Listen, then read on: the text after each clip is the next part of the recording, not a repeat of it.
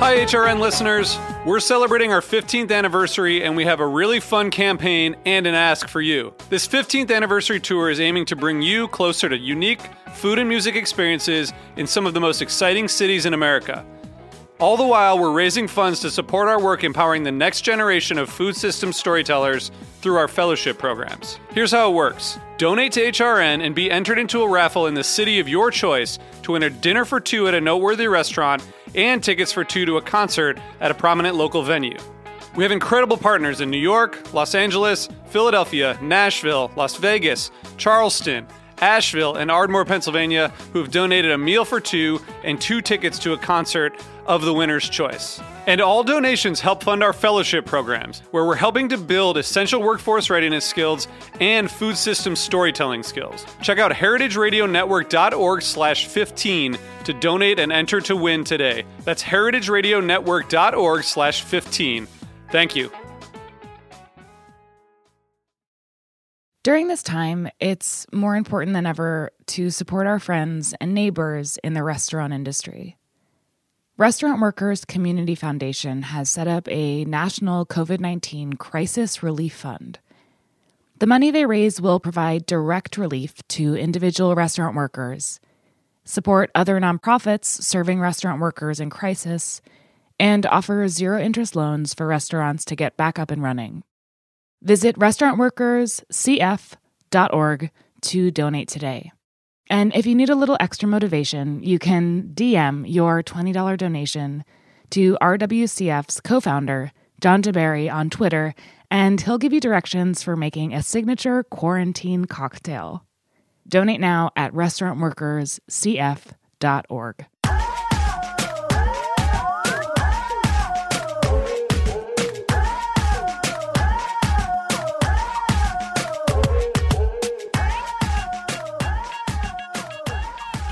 Hello, and welcome to A Hungry Society. I'm Portia Wilson, and this is the show where we talk about food, food media, and so much more. Today, I'm talking to the brilliant Karla Vasquez. She's a food writer, a recipe developer, and a food stylist who's based in Los Angeles.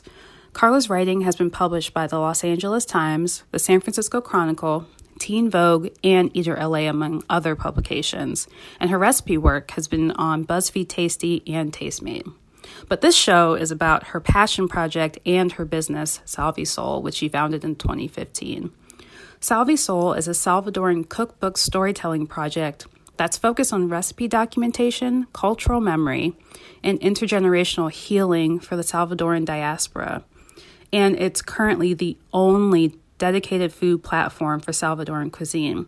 She hosts weekly online cooking classes, events, and she's even working on a forthcoming cookbook. I wanted to talk to Karla because the work that she's doing, while it's rooted in food, is actually about placemaking and centering Salvadoran women in the stories of the Salvadoran diaspora. She said something that stuck with me since we spoke. She said food is sometimes the only way we can touch a place that means a lot to us. I think that's so true, and it makes her work of documenting Salvadoran foodways that much more important because while she's connecting to the food and the place, she's also providing a through line and a through way for other Salvadoran people to connect to El Salvador too. I hope you like this conversation, and I hope you check out her cooking classes that she's offering now and through the summer. Each week, she takes on a different Salvadoran dish and talks about its history and shows you how to make it from start to finish. The lineup is incredible. So there's a class on pineapple vinegar, cooking with yuca, and pastelitos, which I'm in particular really excited for. They're only $25 each, so it's a great deal. She'll tell you more about that and her work in the conversation that follows. Thank you for listening, and thank you to Karla for sharing her story.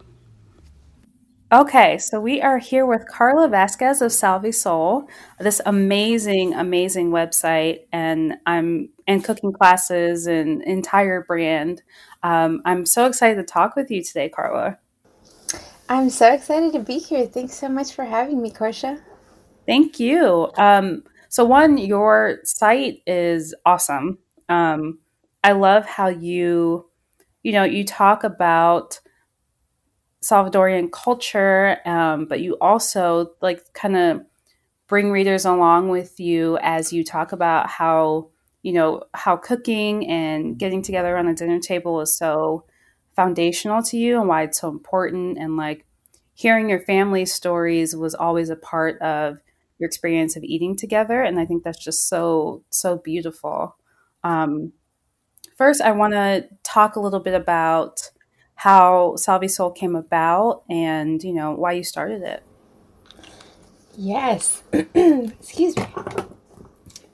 Yes. So I started SalviSoul in 2015, and I really wanted to just make a recipe that my grandmother makes. Like it was as simple as that. I really wanted to make salpicón. And so I messaged my grandmother and I said, Malusi, can you teach me how to make salpicón? I really want to make it. And she said, yeah, of course. And then she also said, but why don't you know how to make it? You've lived with family for many years. You should know how to make this. And she was very gracious, but it did kind of, put this question, like, why haven't I learned? Or, let me see what resources there are. Why haven't I just learned all of these different recipes that I grew up with? And I started just doing some research on what kind of cookbooks were available. And I was just completely surprised, disappointed, disturbed at the fact that there were only 2 cookbooks at the time that I could find. And one of them was a book that was self-published, and she had sold out of her books. So if you wanted to buy that book, which was in English, you'd have to pay $150 or more because it was doing really well in the secondary market. Yeah. And I couldn't believe it. I was like, what? This is absurd that there are so many Salvadoran folks in LA, in the United States, across the globe. So many of us have a transnational identity where we want to keep our roots alive, but we're also trying to adapt to the many countries we've had to move to. So I was completely shocked. And so it was that little bit of I want to say it was this combination of, well, this is wrong. And also, I really want to make this recipe. So let me, start talking to my grandmother. And I started talking to her. And what happened was very beautiful. As soon as I started spending time with her in the kitchen and documenting her recipes, it was just natural that her life story kind of surfaced as well. And it wasn't so much the story I had heard, through my mom or through family where they maybe saw her as a victim in her story. It was her sharing it with me, saying, Carlita, these were the choices that a woman in the 60s had available to her. And I found that so empowering. And she stopped being someone that was a victim. She started being this hero of the story, and she started being this resilient character that laughed, that fought, that cooked really good, and just had this life that I don't think I would have been able to see it that way had I not spent that time in the kitchen with her. And of course, like, none of this surprised me because the storytellers in my family, like, they're all great storytellers, and hearing these stories were so nourishing to me as an immigrant who, going to El Salvador isn't always an option. It isn't always easy to go back, and I always had this craving and this insatiable kind of desire to know more about the land that we had to leave behind, and to kind of have, those identity questions that a lot of us immigrants kind of struggle with, like, where do we belong and how do we feel connected to those places? So I got a lot of that through these stories that my grandmother shared. And then, of course, the food is nourishing my body. It was just like, oh my gosh, I feel all this nourishment, all this culture. This is amazing. And so that just, led to the next step, which was asking myself, well, maybe I can start doing this with my mom. And then eventually I pitched it to a few friends who were the only Salvi friends I had growing up. And they, when I pitched it to them, they said, oh my gosh, Karla, I've been wanting to figure out a way how to document my mother's stories, because, what she went through was so profound, and it's that sacrifice that she made laid a foundation for what our families have been able to do. So it felt like this was resonating with a lot of folks. And yeah, so I started in 2015, I'm sorry. I started in 2015, and in 2017, I was able to dedicate more time to it, and I chose to pursue SalviSoul full time. And I did a call out in the fall of 2017, and it was at the beginning of October, I believe. I had 6 interviews, and by the end of November, I had found 25 women who were all willing to talk to me so I could, document their recipes and document their stories. And it's now 25 families who have really entrusted me to document them, so that we don't forget what they've gone through, so that their sacrifices, their stories were not in vain, so that we can all learn from them. So yeah, that was I don't know if that was a long-winded answer there. No, that was perfect. You said so many amazing, beautiful things there, but the 2 things that jumped out to me is how cooking with your grandmother and learning these recipes, being centered in her own story moved her into, more of a hero in your eyes. And I think with writing in particular, for me, I'm always asking who is at the center of this? And, am I trying to speak for this person, or am I letting this person speak for themselves? And I think that that's such a crucial part of trying to tell people stories and trying to, uncover stories in particular. And I also love that your grandmother called you out. Why don't you know how to make this? At first, because you absolutely grew up with it, and, we take these things for granted, these amazing, cultural legacies that we're given. And I think it's so interesting that your grandmother called you out at first. You know what? I'm so glad you bring that up, because I do think that there is a dynamic that is kind of like a double-edged sword for a lot of immigrants like myself who want to learn and are hungry for this knowledge. But I also think that on the other end, what I've realized now after having interviewed 25 women who are all amazing Salvadoreñas, and they are fierce and they are knowledgeable and they will put you in your place. But I've also learned that they're very guarded. And, we think of the kitchen as being this very romantic place where there's flavors and, there's just magic and alchemy and all these beautiful things. But it's also a place of efficiency. And so many times, I hear the women share stories, and they are the ones that are rounding up their families. They're the ones who are caring for everyone. They have so many different hats that they wear for each of their family units. And so of course they are kind of given the burden of culture practitioners and cultural bearers.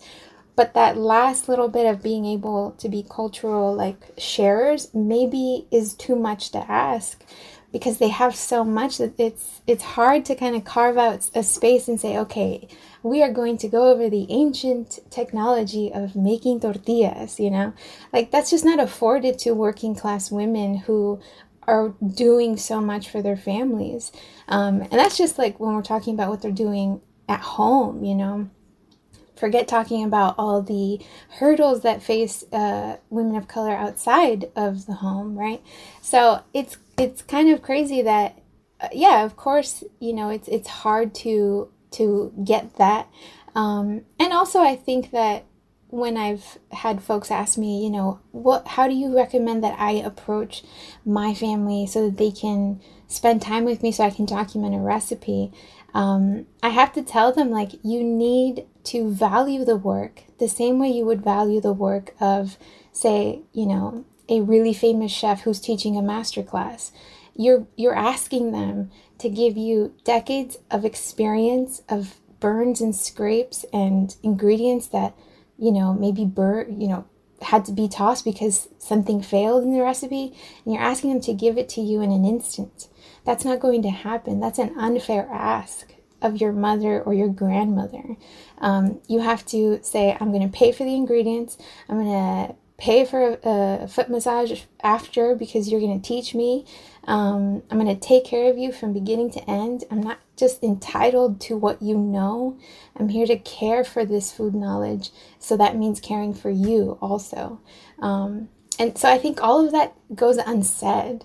And it's only because I've been doing this work now that I'm now privy to all these undertones and these layers that are also kind of happening as we talk about, preserving our culture.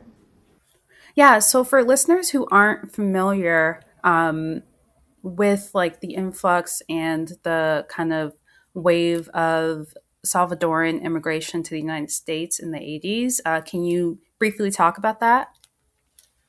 Sure. So during the 80s, there's a civil war in El Salvador that lasted 12 years from 1980 to 1992. So naturally, there were a lot of people who fled El Salvador due to safety reasons, being persecuted by both sides of the conflict. And my family was definitely part of that group that decided to leave because it was safer to venture out and walk thousands of miles to a place they'd never known than to stay home to what was familiar. So there's a huge community here in Los Angeles that is Salvadoran, and the only other place that has as many Salvis is El Salvador. So the community here is definitely a large one. And there's plenty of enclaves all throughout the United States, Houston, Brooklyn, Chicago, and we're starting to see a lot more enclaves also in places like London, Paris, Australia too. So there's Salvadorans everywhere. Japan, Abu Dhabi. Someone messaged me from Abu Dhabi also. So wow. So we're kind of forced into a transnational situation. Yeah, I'm curious if you've noticed, like, as the cuisine has moved as well, like, have you noticed any sort of like regional differences in any dishes, like as people move to LA or Houston or Chicago? That's a really interesting question because I do see some regional differences. I also want to say that we're at the beginning of kind of seeing that trend, because I think that a lot of the restaurants that, settled here in the 80s and 90s, and there were even some before in the 70s, a lot of them just focused on traditional food because the migrants who were here missed home. And so there was no kind of messing around with it. It was just, this is how we make it in El Salvador because this is what folks want because they miss it. Now that you see folks, who are second generation or 1.5 generation, they're kind of wanting to see something different, something exciting, something that, kind of moves and evolves with them, something vegan. And that's it's been fun because there's some pupuserias here in LA where, they're making pizza-sized pupusas. And they're making fruit pupusas. And pupusas is the national dish of El Salvador. And it's a thicker tortilla that's stuffed with, all kinds of ingredients like cheese, beans, meat. And like I said, there's a place that does fruit, and it's very delicious. I really love it.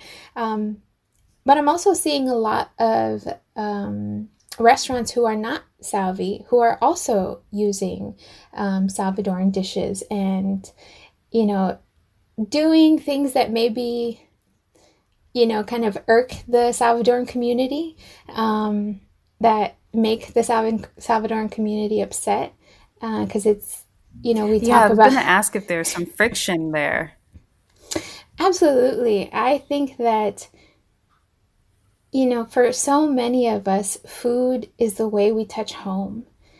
It is the only way that some of us can feel like this is where I'm from. And even for me, like, food is the way that so many of us touch home. And for me, growing up, I constantly longed to understand El Salvador, and the only way I was able to understand it was at the dinner table with these stories and these dishes.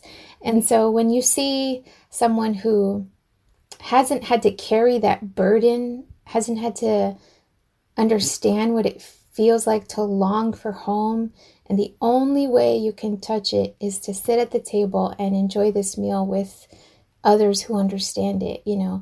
When you see them kind of take creative permissions that maybe don't belong to them, and they do it for, to be interesting or to give their customers something that's exciting, it doesn't feel good, right? It doesn't feel like it's thoughtful. So I definitely understand those feelings. However, I also understand that food, in order for it to be something that walks with you, has to kind of evolve with you. Otherwise, Salvadoran cuisine will only belong to the grandmothers and mothers who I've talked to. And, I've heard it say so many times that cuisine often is like a time capsule. These are the foods that we were eating at this time. And so I also want, when I talk with other Salvis, I also say, like, but let's give ourselves some creative license to play.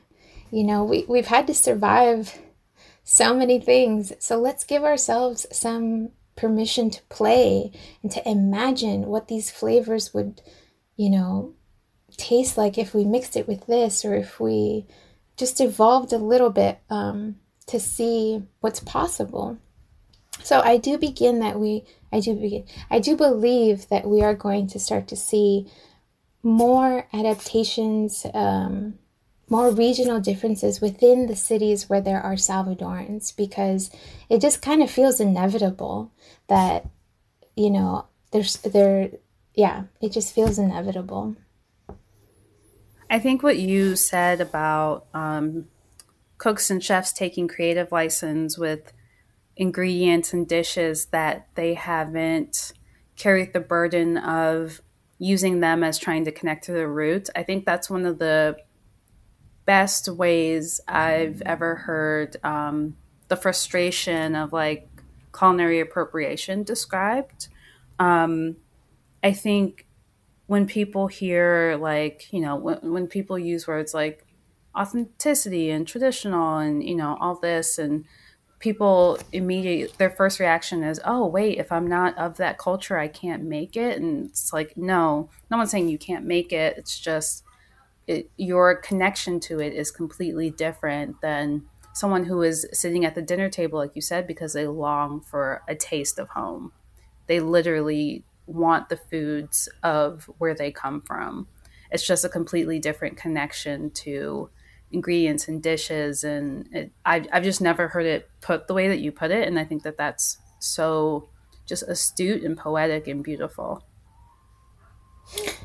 Thank you. I think often poetry comes from a lot of pain and a lot of understanding, and a lot of Salvis are actually it's a joke that Salvis are really sentimental, because there's so much angst, and there's so much like collective trauma and so much. There's just so much, and I think that food has been a vessel to kind of understand some of those feelings, intergenerationally also. Like it's sitting at the table with my parents, I can hear their angst about having to be survivors of war, of knowing, here I am eating, a sopa de gallina, a chicken soup, and my mom sharing like, this is what it was like being a 15-year-old and waking up and seeing dead people, So I think that for the Salvadoran community, there's a lot of feelings. We catch all the feelings. Nothing wrong with that. I know. Yeah. So you have this really great line on your site that talks about how documentation is power. And I'm going to read it. Documentation is power. It's what affords permanence and ubiquity. And I'm wondering if you can expand on that idea and talk about specifically how you use that idea to inform your work with SalviSoul. Yeah, absolutely. That, when I wrote that, what I was thinking about was an experience I actually had in cooking school. And it was the week where we were going over eggs. And one of the students in class, kind of just raised her hand and said, why, asking our instructor, who, by the way, is Korean, and she was Middle Eastern, I believe. She kind of said, why is it that we always start talking about French terminology when we're talking about cooking? Why is it so prevalent that we say omelet and sauté? Like, I don't have to explain that it's an egg pancake. You already can see in your mind's eye an omelet. And I thought it was such a great question. The whole class just kind of leans in, waiting for, this answer. And the instructor finally, after thinking for a minute, snaps her fingers and says, I know why. And we all just kind of lean in closer. And she says, it must be because the French were the first to document this process. And of course, now there's probably more to that story. But that day, in that moment, and hearing her say that, it rocked my world. I thought, wait, that's it? That's all it takes, is to have ubiquity, to have access, to see your culture reflected back to you. That's all it takes, is to document it. Just put pen to paper. And of course, when we talk about documentation, a cookbook is not the only front that my community is fighting.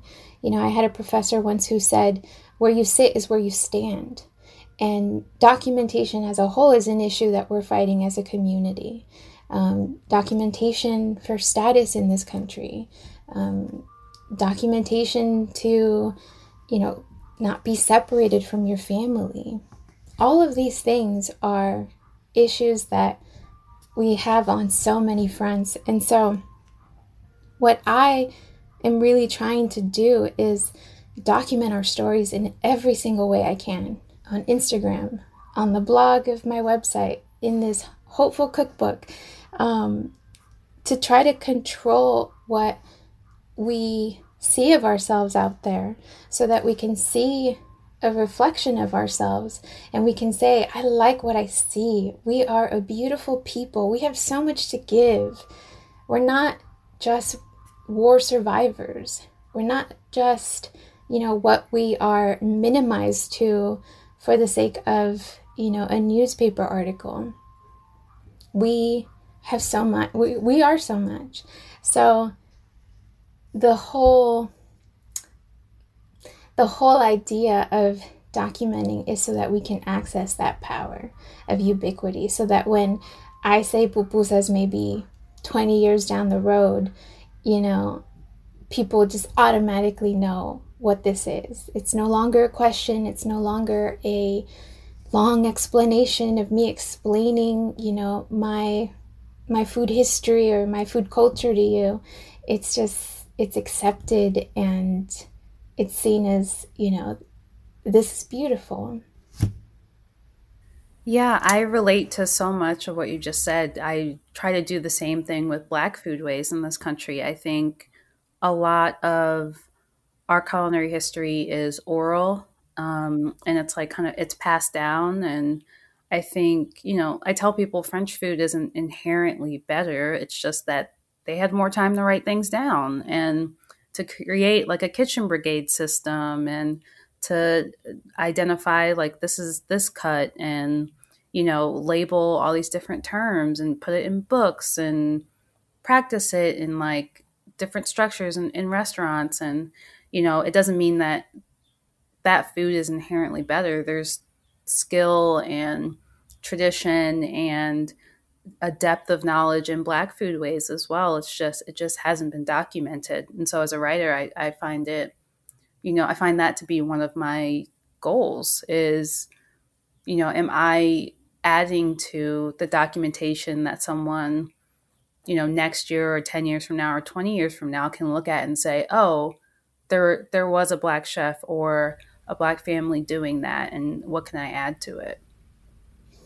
Yeah, absolutely. And I've had folks who have said to me, we need to still keep these oral traditions alive. Like a cookbook shouldn't replace that. And I definitely agree. I think that we can afford to have tools, and a book is a tool, so that if we do keep, having a lot of oral traditions within our cultures, let's celebrate that. Yes, let's do that, because that is how so many stories of resilience have been, passed down.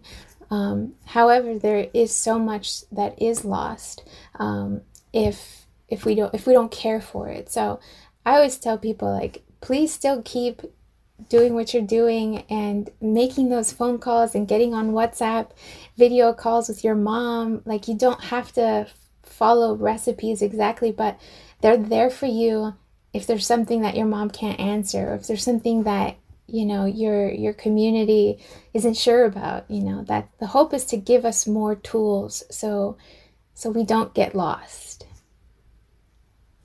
Speaking of WhatsApp and being connected, Yeah. I want to talk about your Zoom cooking classes.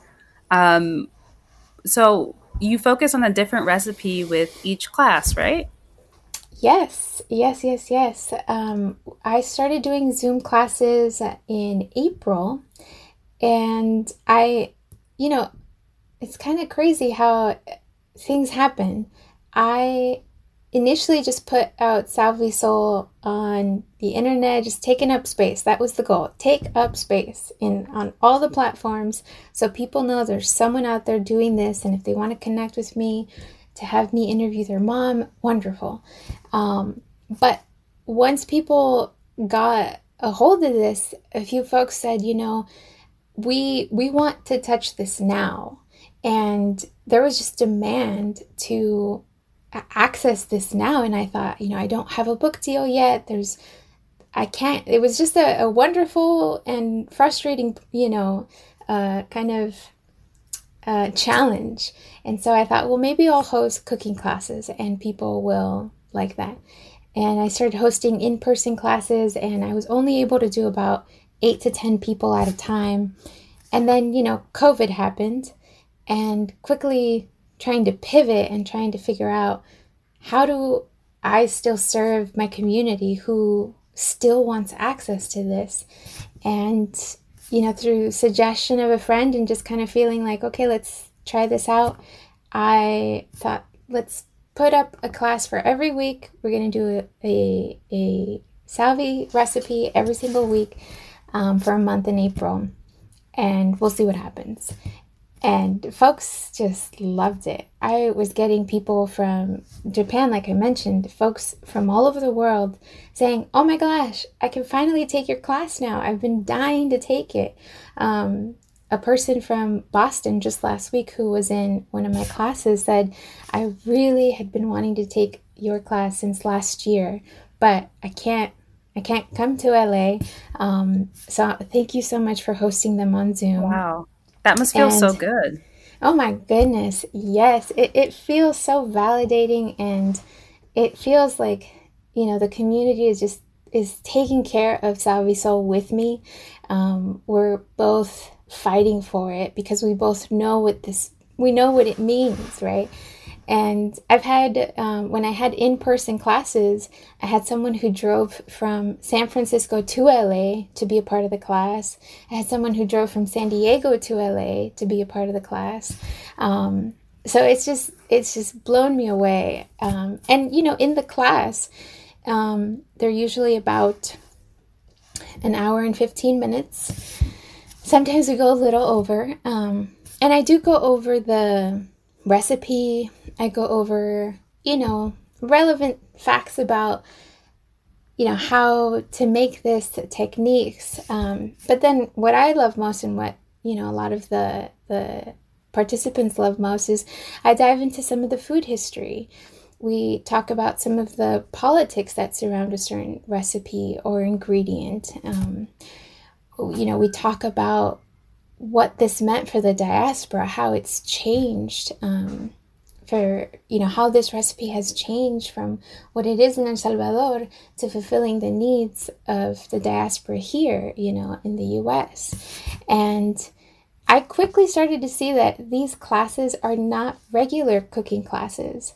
It's a hub for Salvadorans to connect. And so there are times where people just kind of jump in and say, I used to make this with my grandmother, and she's from a certain part of El Salvador, and they make it this way. And it's so interesting to hear this because, we're often told that if it doesn't look a certain way, then it's not Salvadoran.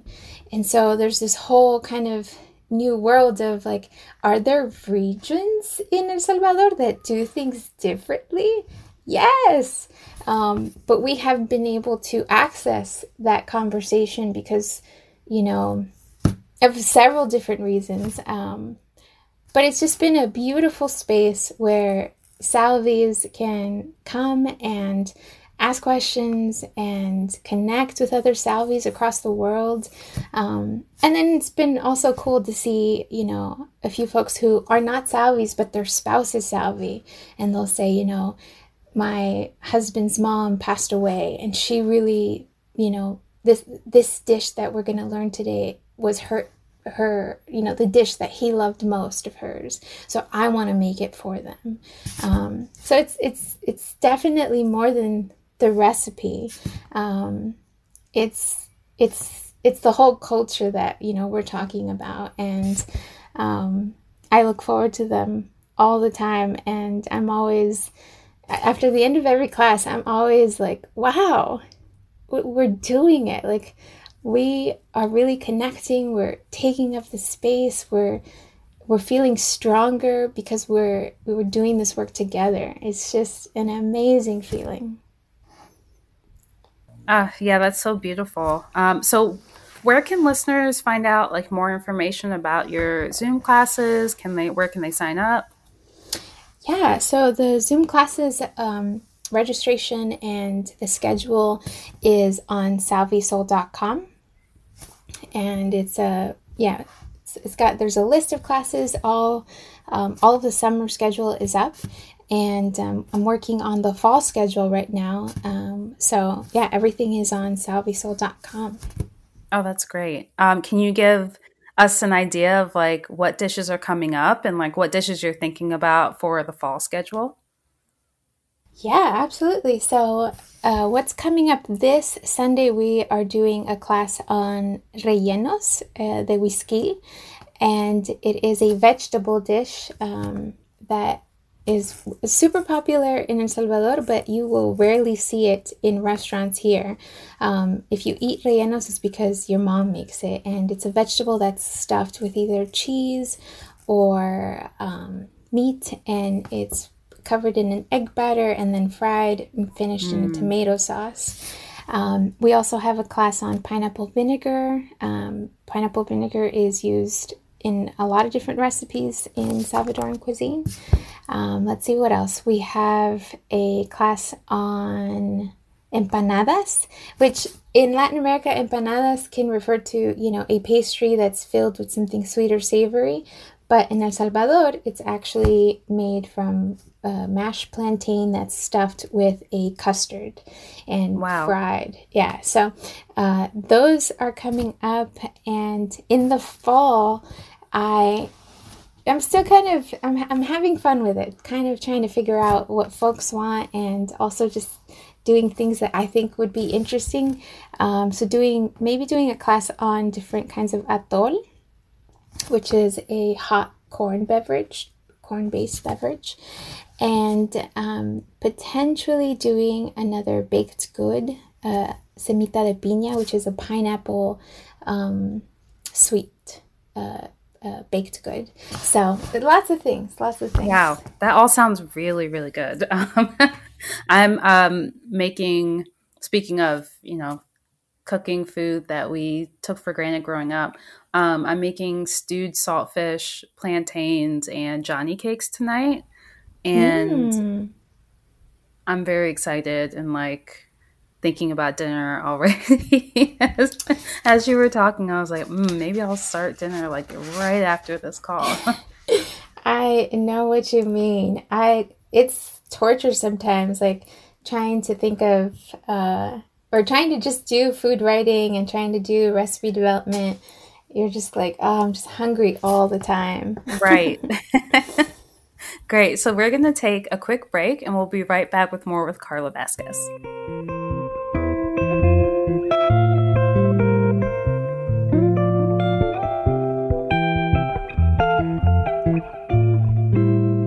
Restaurants employ over 15 million people nationwide, and 2/3 of all restaurants are independently owned and not part of big chains. Yet, currently, these small businesses are not represented in government relief negotiations. ROAR is working to change that by fighting for relief opportunities for all restaurants. ROAR is advocating for an 8-point plan in New York State that will allow restaurants to reopen and rehire when the time comes. Dozens of industry leaders have signed onto this plan, like Namwa Tea Parlor, Field Trip, Momofuku, and many more of your favorites. You can join them at change.org by searching for ROAR, Relief Opportunities for All Restaurants.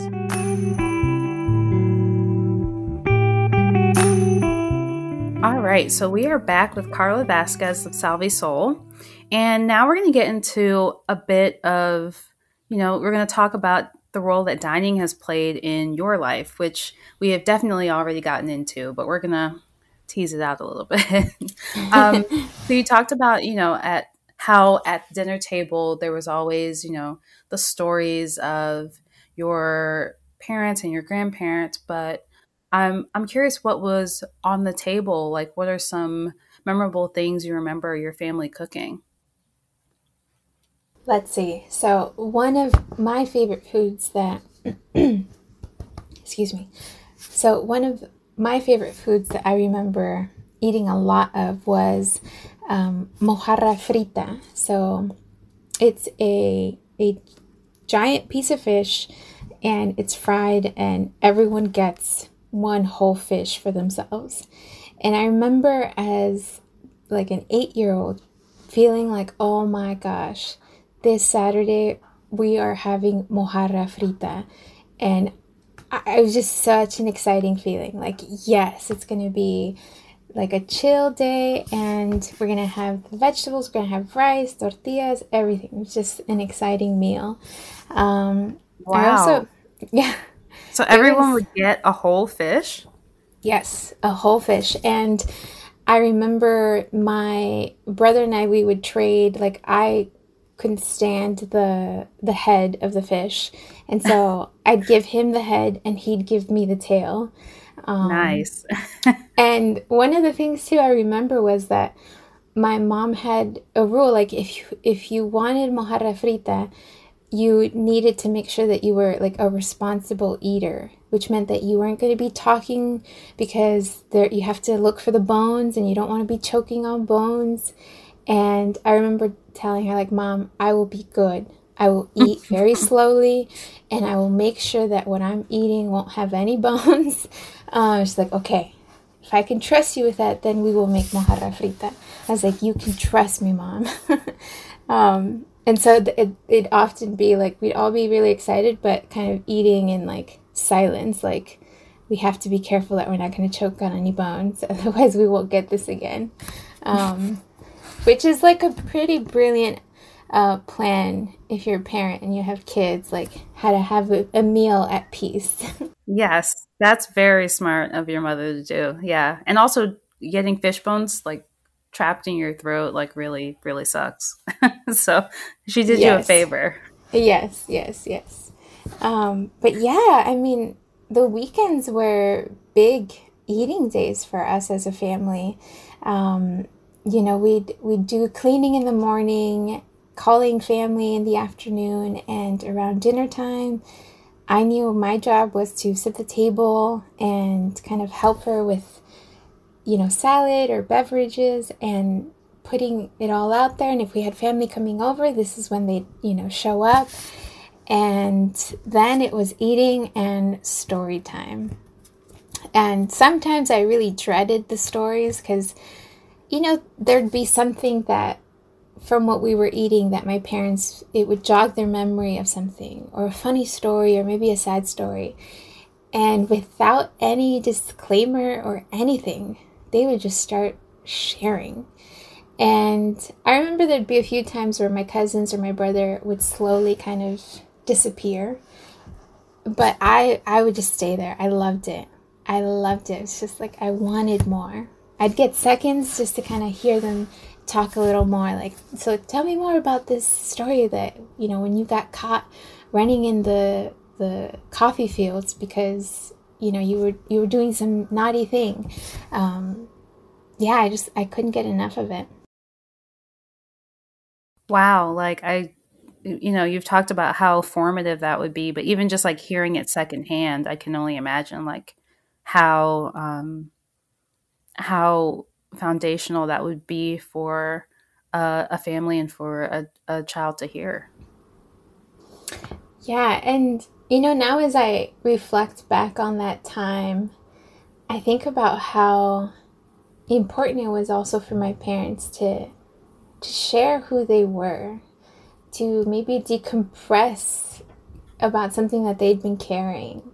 And without realizing, we were both helping each other carry this burden of not being able to be in our homeland. Them sharing with me is helping me feel this void I feel I have. Me listening to them is helping them express themselves when, they were work, night school, parenting, everything, like doing so much and trying to survive and keep their heads above water. So I think of those times and I feel so grateful for them. I know that my parents worked hard to, carve out those spaces, a dinner time, and especially like Saturday dinner times were so important. And I'm so grateful to them for maybe without even realizing how important they would be for me as an adult now. They were pivotal. Yeah. So I want to know what you're looking to right now for inspiration. Like, are there specific books, music, art that's kind of keeping you inspired right now while we're all at home?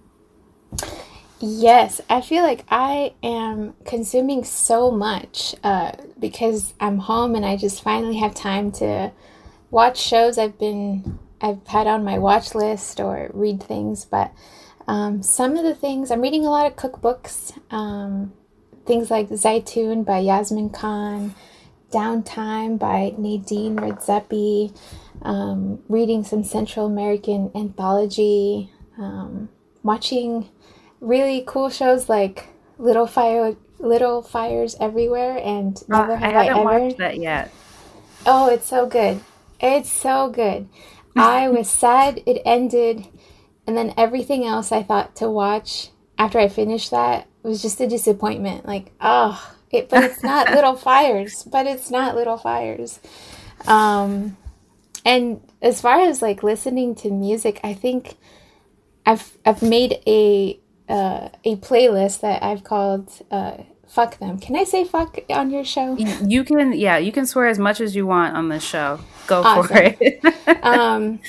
But I think I've just had a lot of disappointment with this journey in pitching my cookbook and then being told that, you know, the American public won't understand it. And I'm saying, I am the American public. I want this. I get it. Plenty of us, plenty of folks who look like me get it too. So I now listen to a Fuck Them playlist, and I have things like I Am the Game by Motorhead. That kind of just puts me in a, like, you know what?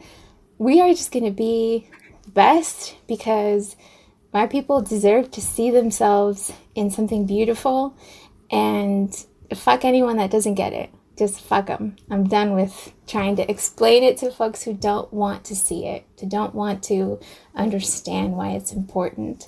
So I listened to that. And then for some laughs, I've been watching that Nailed It show. Oh, yeah. Yeah. Yeah. I wouldn't normally watch that kind of show, but Nicole Breyer is just so brilliant and hilarious, and she gives me laughs that I didn't know I needed. So I watch that. That keeps me pretty happy. That's a great combination of things to be taking in right now. I especially love the Fuck Them playlist. I think I might copy you and do that for myself. Oh, please do it. There are plenty of times where, you know, you get a rejection or you get, you know, well, tell me about why this Black chef matters. And I'm just like, fuck you. Yes. So yeah, I definitely need that playlist. Yes, it is. I recommend it. I can't tell you how many times I've just like, you know what? It's going to be fine. I know how to take care of me now. And I need to just remember that I'm here to do something that is hard to understand, apparently. So I know why I'm doing it. But yeah. Yeah. So my last question for you. So on the show, I ask every guest, you know, what their last meal would be and who's invited. But I have since updated that to be what kind of dinner party, if you could host any kind of dinner party, what would that be like? What would the atmosphere be like? What's served and who is there? Oh, wow. I would definitely, this is a fun, speaking of play and imagination, this is my type of question. So I think I'd want to invite chefs from Raíz restaurant, which is a cook or a pop-up. Raíz is a pop-up in El Salvador, in the capital of El Salvador, San Salvador. And it's a group of chefs who are brilliant. They are defining contemporary Salvadoran food. And what they do is beautiful, and it is nuanced, and it is dignified. And one of the saddest things about, you know, COVID is that I was planning a trip to El Salvador to eat there, and, you know, all of travel is canceled. Yeah. But yeah. I would love for them to be the folks who kind of, you know, present a magical meal. And as far as who's invited, I would definitely, one of the first people that I'm thinking of is a YouTuber. Her name is Adela Alvarez, I believe.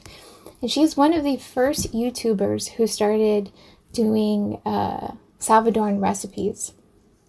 And what is so beautiful about the work she does is that she will often go to El Salvador and she'll just bring her camera. It's her and her sister.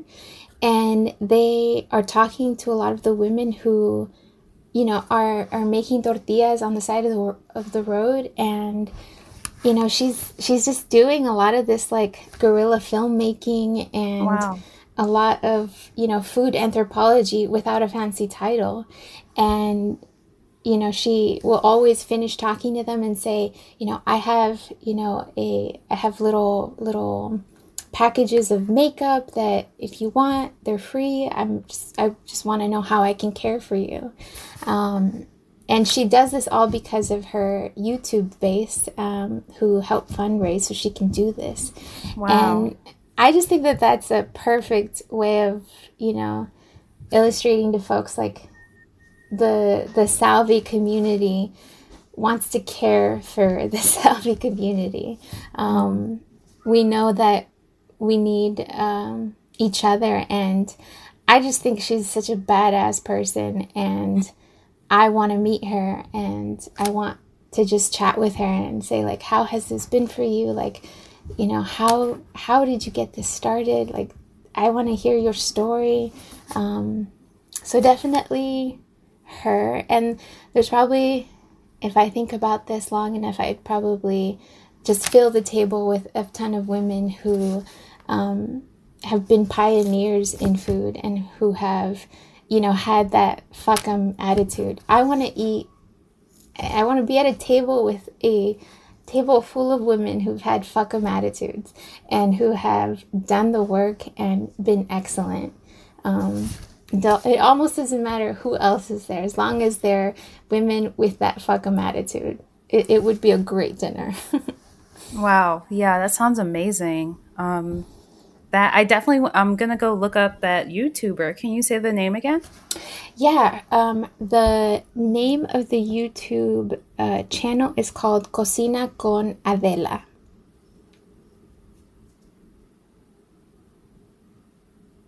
Oh, that's amazing. Yeah, where can listeners find more information about you, about SalviSoul? Yeah, so SalviSoul is on all the socials with the same handle, SalviSoul, SalviSoul. And folks ask me about Salvi, what does it mean? And it's just a contemporary word for the generation of Salvadoran Americans who find themselves here in the U.S. And then I'm also on all the socials, Karla T. Vasquez, on pretty much all of them. Oh, that's great. I can't thank you enough for being on the show. And I just listening to you talk, there's so much passion and so much knowledge, and it's clear that you just want to share that knowledge with everyone, but you also want to honor and respect the traditions of Salvadoran cuisine. And I can't thank you enough for being on the show.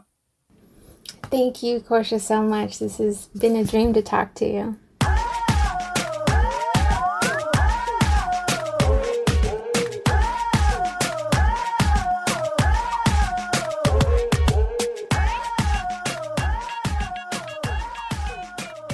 This program is powered by Simplecast.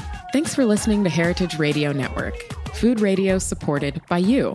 For our freshest content and to hear about exclusive events, subscribe to our newsletter. Enter your email at the bottom of our website, heritageradionetwork.org.